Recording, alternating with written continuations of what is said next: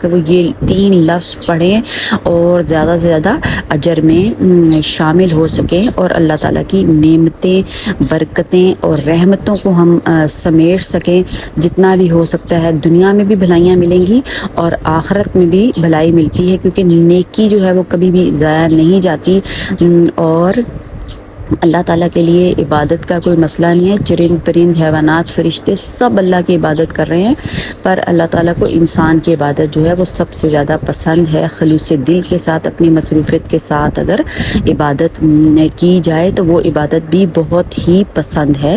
تو ویورز لازمی ویڈیو کو لائک، شیئر اور سبسکرائب کریں تاکہ میں نیکسٹ آنے والی ویڈیو آپ کو مل سکیں، اور کوئی بھی کسی کی بھلائی ہو جائے تو اس میں ہم اس بھلائی میں شامل ہو سکیں۔